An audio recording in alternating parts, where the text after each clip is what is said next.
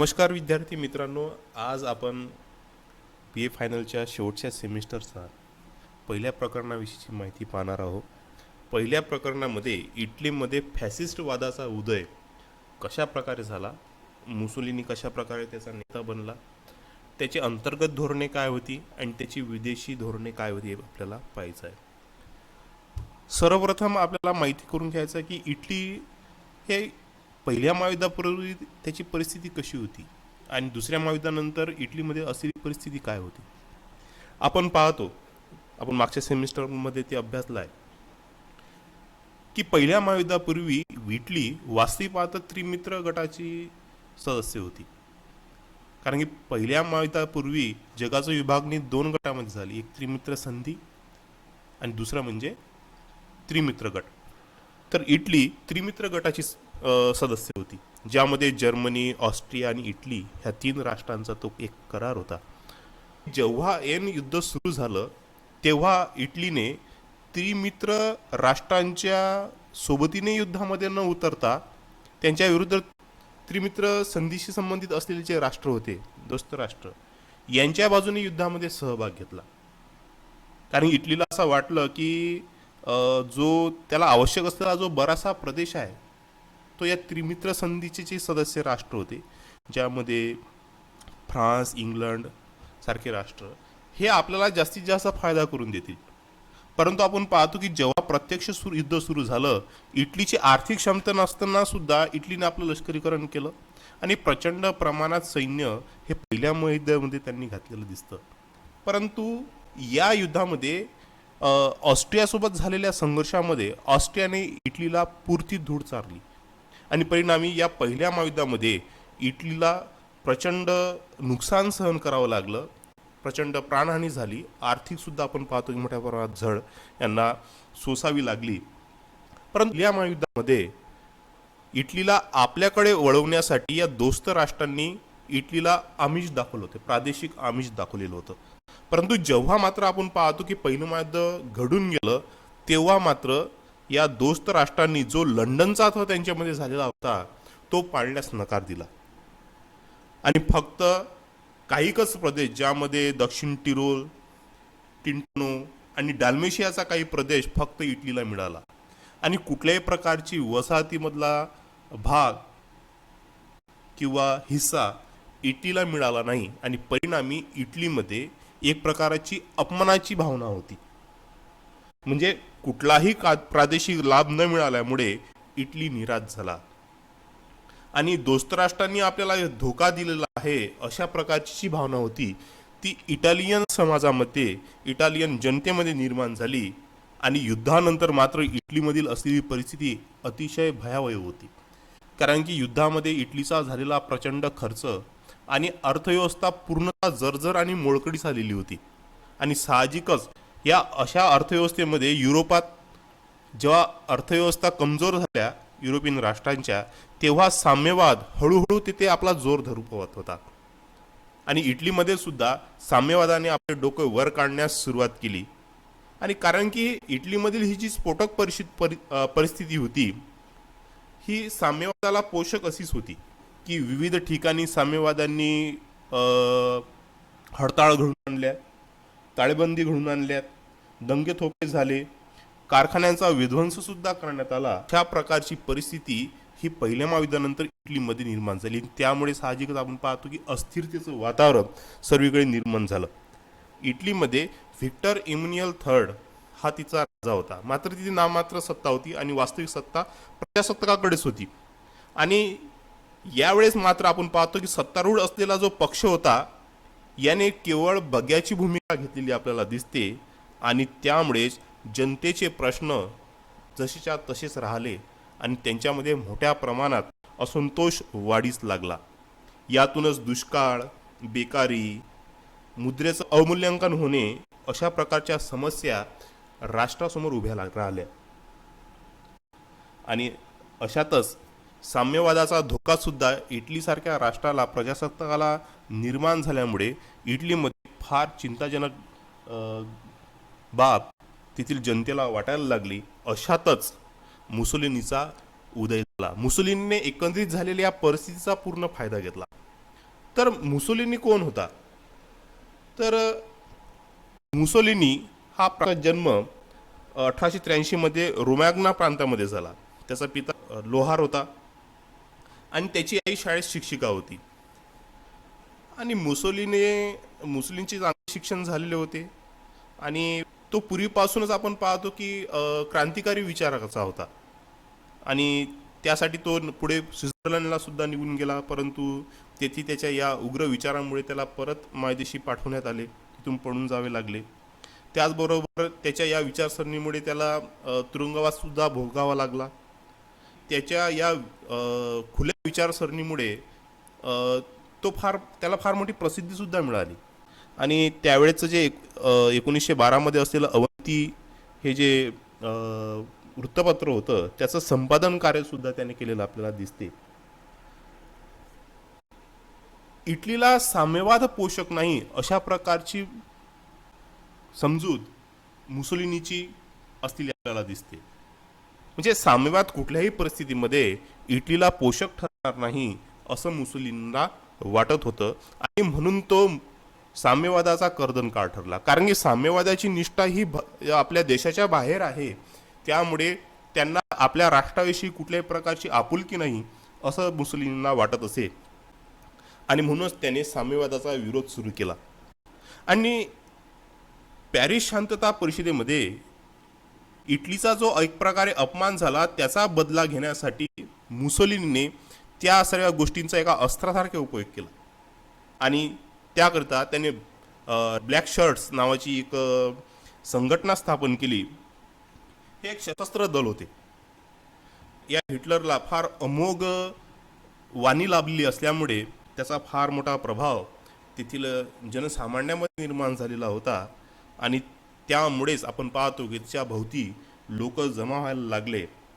आणि पुढे 1919 त्याने फॅसिस्ट पक्षाची स्थापना केली आणि त्यामुळे इटलीमध्ये फॅसिस्टांचं वर्चस्व वाढलं. पुढे आपण पाहतो की फ्यूम प्रकरणामध्ये फॅसिस्टवाद्यांना आयती संधी मिळाली. त्यांनी प्रस्थापित शासनावर पुन्हा त्यांनी संपूर्ण इटलीवर आपल्या पक्षाच्या करवी सत्ता स्थापन केली. एक प्रकारचा हुकुमशहा डिटेक्टर तो तिथे म्हणून उदयास आला. संपूर्ण अंतर्गत धोरणांवर त्याचबरोबर विदेशी धोरणांवर मुसोलिनीचं वर्चस्व प्रस्थापित झालं. हिटलर ज्या पक्षाच्या माध्यमातून सत्तेच्या उच्च पदापर्यंत जाऊन पोहोचला, पंतप्रधान पदापर्यंत जाऊन पोहोचला, तो पक्ष म्हणजे फॅसिस्ट पक्ष. फॅसिस्ट पक्षाचा जर आपण बोधचिन्ह जर पाहिलं, त्यांचं चिन्ह जर पाहिलं तर काठ्यांचा जुगडा, जो रोमन संस्कृतीचा एक महत्त्वाचा परिचार सुद्धा होता. काठ्यांचा जुगडा आणि एक कुऱ्हाड असं त्याचा एक सिम्बॉल होता, जो आपण या पीपीटीमध्ये पाहत आहे. मुसोलिनीने मिलान एक इटलीमधील महत्त्वाचं शहर, तेथे 23 मार्च 1919 रोजी फॅसिस्ट पक्षाची स्थापना केली. फॅसिस्ट पक्ष हा प्रभावशाली झाला आणि सुरुवातीला फॅसिस्ट पक्ष आणि राष्ट्रीय पक्षाचं संयुक्त सरकार होतं. परंतु जसं जसं फॅसिस्ट पक्षाचा प्रभाव इटलीमध्ये वाढीस लागला, त्यांनी प्रचंड प्रमाणात आपण पाहतो की शाखा ओपन केल्या. जसं 1919 फॅसिस्ट पक्षाची सदस्य संख्या जवळपास 17,000 जाऊन पोहोचली आणि केवळ 2 वर्षातच ही संख्या जवळपास 3 लाखापर्यंत जाऊन पोहोचलेली दिसते. म्हणजे इतकी अफाट प्रगती या पक्षाने केलेली आपल्याला दिसते. नंतर आपण पाहतो की मुसोलिनी नंतर लगेच निवडणुका घेतल्या आणि या निवडणुकीमध्ये फॅसिस्ट पक्षाला अभूतपूर्व असं यश संपादित झालं आणि परिणामी मुसोलिनी पुन्हा एकदा प्रधानमंत्री झाला. आता साहजिकच संसदेमध्ये सर्व फॅसिस्टच असल्यामुळे मुसोलिनी नवा मतदानविषयक कायदा संमत करून संसदेत आपल्या पक्षाचे वर्चस्व प्रस्थापित केले. आपण पाहतो की याच्या विरुद्ध उदारमतवादी जे लिबरल होते आणि कम्युनिस्ट जे होते साम्यवादी विचारसरणीचे, त्यांनी उग्र निदर्शने केली. परंतु मुसोलिनीने त्याच्या पक्षाने ही सर्व निदर्शने, सर्व विरोध कठोरपणे मोडून काढला. त्याचबरोबर ज्या नेहमी सार्वत्रिक निवडणुका होत असत त्या निवडणुकाच रद्द केल्या आणि त्याचबरोबर पोलीस आणि लष्करी यंत्रणेवर केवळ फॅसिस्ट स्वयंसेवकच राहतील अशी सुद्धा त्याने तजवीज करून ठेवली. पक्षांतर्गतच त्याने आपण अगोदरच पाहिलेलं आहे की काळे डगलेवाले म्हणजे ब्लॅक शर्ट्स नामक एक संस्थेची उभारणा केली आणि जर्मनीचं संपूर्णतः फॅसिस्टीकरण केलं आणि संपूर्ण व्यवस्थेवर संपूर्ण प्रशासन व्यवस्थेवर फॅसिस्टांचा एक प्रकारचा अंमल सुरू झाला. हे करत असतानाच मुस्लिमने अंतर्गत धोरणावर सुद्धा आपण पाहतो की फार लक्ष पुरवलेले दिसते. साम्यवादाला विरोध करणे हे मुस्लिमच्या अंतर्गत धोरणाचं प्रमुख उद्दिष्ट होतं. साम्यवादाला विरोध का केला? सुरुवातीला आपण पाहतो की मुस्लिमने कार्ल मार्क्सच्या विचारसरणीने तो फार जास्त प्रभावित होता, परंतु त्याला साम्यवादाची जी विचारसरणी आहे तो त्याच्या विरुद्ध नंतरच्या काळामध्ये झालेला दिसतो. आणि साम्यवादाचा कर्दन काळ मुसोलिनी ठरल्यामुळे साम्यवादाचा टिटकाळा वाढणारे जितके काही लोक होते ते संपूर्ण लोक मुसोलिनीच्या मागे उभे राहिले. साम्यवादाला त्याला विरोध करण्याचे 2-3 कारण आपल्याला दिसतात. कारण की फॅसिस्ट पक्षाचं असं मत होतं की माणसाच्या वैयक्तिक प्रगतीसाठी त्याला वैयक्तिक संपत्तीची आवश्यकता असते, मात्र साम्यवादामध्ये वैयक्तिक संपत्तीला कुठल्याही प्रकारचा थारा नव्हता. त्याचबरोबर साम्यवाद या राष्ट्र या संकल्पनेचाच विरोध करतो आणि आपण पाहतो की फॅसिस्टवादाचा जो पाया आहे तो राष्ट्रवादावर असल्यामुळे साहजिकच साम्यवाद आणि फॅसिस्टवाद यांची विचारसरणी एकमेकाला जुळत नव्हती आणि म्हणूनच त्यांनी फॅसिस्ट वादाच्या माध्यमातून साम्यवादाला विरोध करण्याचं ठरवलं. आणि साम्यवादाला अशा प्रकारे परस्पर विरोधक निर्माण झाल्यामुळे जे लोकशाही राष्ट्र होते इंग्लंड सारखी राष्ट्र यांना सुद्धा ते हवंच होतं आणि म्हणून त्यांनी मुसोलिनीच्या एकंदरीत उत्कर्षाकडे दुर्लक्ष केलेलं दिसतं. मुसोलिनीला हे माहीत होतं की जर आर्थिक प्रगती झाली नाही तर अंतर्गत शांतता प्रस्थापित होणार नाही आणि म्हणूनच त्याने अंतर्गत विकास करण्यासाठी अनेक योजना सुरू केल्या. त्याने विविध व्यवसायाची मिळून संघटना निर्माण केली. त्याचबरोबर कारखान्यामध्ये सुद्धा त्याने औद्योगिक क्षेत्रामध्ये शांतता प्रस्थापित व्हावी म्हणून जी ताळेबंदी आहे, त्याचबरोबर जे संप आहे त्याच्यावर सुद्धा बंदी आणली. ताळेबंदी त्याने घोषित करून टाकली. त्याचबरोबर मालक आणि मजुरामधील जे तंटे आहे ते सोडवण्यासाठी त्याने स्वतंत्र न्यायालय सुद्धा स्थापन केली. मुसोलिनीने प्रशासनातील बराचसा खर्च कमी केला. दळणवळणाचे महत्त्व लक्षात घेऊन त्याने रेल्वेत प्रगती केली, रस्त्यांमध्ये सुधारणा केल्या, जलविद्युत केंद्रे त्यांनी उभारले. त्याचबरोबर महत्त्वाचे जे उद्योग होते त्याचे राष्ट्रीयकरण सुद्धा केले. शेतीयोग्य जागा निर्माण केली, बंदरांची निर्मिती केली, नद्यावर बांध बांधले, निवासस्थाने निर्माण केले, शाळा बांधल्या. त्यामुळे बेकारीचे प्रमाण मोठ्या प्रमाणात कमी झाले. एकंदरीत आर्थिक विकास मुसोलिनीने घडून आणला. मुसोलिनीने याचबरोबर इटलीचे लष्करीकरण सुद्धा घडून आणले. एखादं राष्ट्र जर लष्करी दृष्ट्या स्वयंपूर्ण नसेल, शक्तिशाली नसेल, तर त्याला आंतरराष्ट्रीय स्तरावर मानभंगाचा सामना करावा लागतो. हे इटलीने चांगलं अनुभवलेलं होतं आणि म्हणून त्याने इटलीचं लष्करीकरण करण्यास सुरुवात केली. त्याच्यासमोर जुलियस सीझरच्या ताब्यात असलेला रोमन अंपायर म्हणजे सम्राट ऑगस्टसच्या ताब्यामध्ये असलेलं रोमन साम्राज्य त्याला पुन्हा निर्माण करायचं होतं. त्याचा आदर्श त्याने सर्वसामान्य जनतेसमोर ठेवलेला होता. म्हणून त्याने शिक्षणामध्ये लष्करी शिक्षण हे सक्तीचं केलं. त्याबरोबर अत्याधुनिक शस्त्रांचे कारखाने सुरू केले, नौदलाचा विकास केला आणि अशा प्रकारे मुसोलिनीने लष्करी दृष्ट्या सुद्धा इटलीला शक्तिशाली बनवण्याचं कार्य केलं. शिक्षणाच्या विकासाशिवाय कुठल्याही राष्ट्राची प्रगती होत नसे हे मुसोलिनीला चांगल्या प्रकारे माहीत होतं आणि म्हणून त्याने अनेक शिक्षण संस्था उघडल्या आणि त्या शिक्षण संस्थेमध्ये जास्तीत जास्त फॅसिस्ट शिक्षण कशा प्रकारे दिल्या जाईल याची त्याने सोय केली. त्याचबरोबर त्याने लष्करी शिक्षणाला सुद्धा महत्त्व दिलं. त्याचबरोबर त्याने राष्ट्रवादी भावना वाढीस लागाव्या तशा प्रकारचा पाठ्यक्रम नियोजित करण्याचं किंवा लागू करण्याची सुद्धा आपण पाहतो की फार मोठी यंत्रणा त्यासाठी त्यांनी उभारलेली दिसते. त्यामध्ये एक राष्ट्र, एक पक्ष, एक नेता हे तत्वज्ञान त्यांनी पूर्णपणे विद्यार्थ्यांमध्ये आणि जनतेमध्ये ओतण्याचा प्रयत्न केला आणि अशा प्रकारे त्यांनी शैक्षणिक सुधारणा सुद्धा घडून आणल्या. तुम्हाला माहीत असेल की तमाम कॅथोलिक वर्गाचा जो धर्मगुरू आहे त्याला पोप म्हणतात आणि पोपचं जे निवासस्थान आहे ते इटलीमधील रोम या ठिकाणी आहे. व्हॅटिकन सिटी जगातील सर्वात छोटं राष्ट्र मानले जाते, एक प्रकारे तुम्हाला कल्पना असेल. आणि मुसोलिनीला हे चांगल्या प्रकारे माहीत होतं की धर्माचं महत्त्व किंवा धर्माविषयीची जी भावना आहे ती सर्वसामान्य जनतेमध्ये फार आतमध्ये घर करून असते आणि म्हणून धर्मसत्तेशी कुठल्याही प्रकारचा संघर्ष करायचा नाही हे त्याने ठरवलेलं होतं. आणि म्हणून पोपशी त्याने करार करण्याचा ठरविला, त्यालाच लॅट्रॉन करार असं म्हणतात. आणि या करारानुसार व्हॅटिकन भाग म्हणजे पोपचे स्वतंत्र सार्वभौम राज्य होय यास इटालियन सरकारने म्हणजे मुसोलिनीने मान्यता दिली. आणि त्याचबरोबर कॅथोलिक धर्माला राज्य धर्म म्हणून स्वीकृत करण्यात आले आणि पोपला नुकसान भरपाई सुद्धा देण्यात आली. धर्मप्रसारक जे आहेत, जे फादरी लोक होते, त्याची नेमणूक ही पोपने करावी, मात्र त्याची मान्यता गव्हर्नमेंटकडून घ्यावी म्हणजे मुसोलिनीकडून घ्यावी असं या कराराअंतर्गत म्हणजे लॅट्रॉन कराराअंतर्गत ठरविण्यात आले.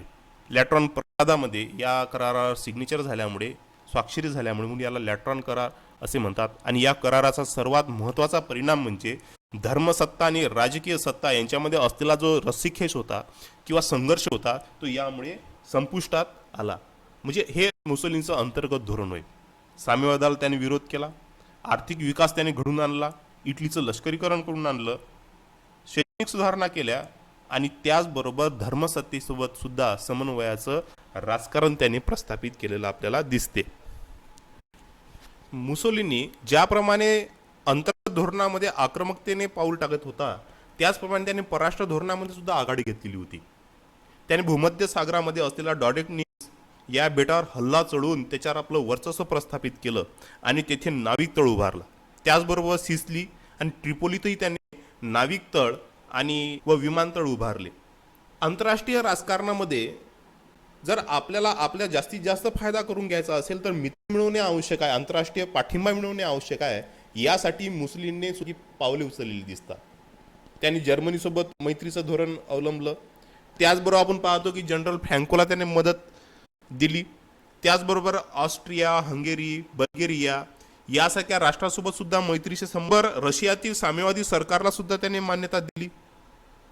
आणि अशा प्रकारे विविध राष्ट्रांसोबत त्याने मैत्रीचे संबंध प्रस्थापित केले. म्हणजे जेणेकरून जेव्हा आंतरराष्ट्रीय राजकारणामध्ये पेच निर्माण होतील तेव्हा इटलीला समर्थन करणारे राष्ट्र सुद्धा असावेत, हा त्याचा त्यामागील कयास होता. आणि यामध्ये आपण पाहतो की बहुतांश यश सुद्धा संपादित झालं. पुढे मुसोलिनीने याच परिस्थितीचा फायदा घेऊन ॲबेसिनियावर आक्रमण केलं. ॲबेसिनिया म्हणजेच इथिओपिया, हे एक आफ्रिकेतील असलेलं एक कमकुवत राष्ट्र. या ॲबेसिनियातील सैन्याने इटालियन सैन्यांवर हल्ला केला आणि त्यामध्ये इटालियन सैन्य मारले गेले. आणि नेमकं हेच कारण पुढे करून या मुसोलिनीने ॲबेसिनियावर हल्ला चढवला आणि त्यामुळे ॲबेसिनिया हा संपूर्णतः इटलीच्या ताब्यात आला.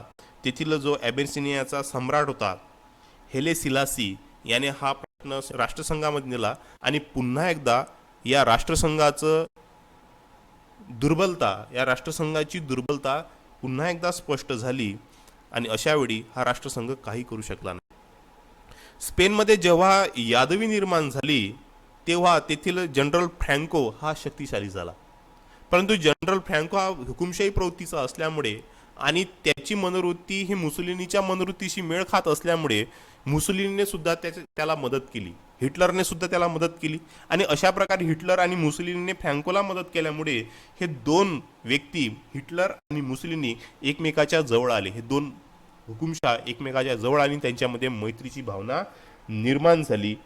त्यानंतर आपण पाहतो की याच्यातूनच रोम बर्लिन नावाचा एक करार निर्माण झाला. त्याला रोम बर्लिन अक्षगड असं म्हणतात. ऑक्टोबर 1936 मध्ये जर्मनी व इटलीमध्ये हा मैत्री करार झाला. आणि या करारामध्ये पुढे जर्मनीने जपानसोबत रशियाच्या विरोधात अँटी कॉमर्टिन पॅक्ट केला, म्हणजे साम्यवाद विरोधी करार केला. आणि या करारामध्ये नंतर इटली सुद्धा सहभागी झाली. म्हणून हा अशा प्रकारे रोम बर्लिन टोकियो अक्षगट निर्माण झाला.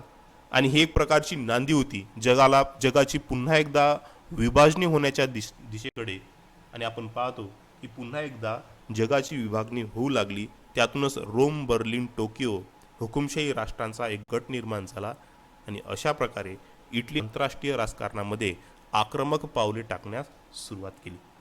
आजच्या या ऑनलाईन लेक्चर सिरीजमध्ये इथेच थांबूया. उर्वरित नंतरचा जो भाग आहे हिटलर आणि त्याचे परराष्ट्र धोरण याच्याविषयीची माहिती नंतरच्या लेक्चरमध्ये. तो तर तुमची रजा घेतो. धन्यवाद.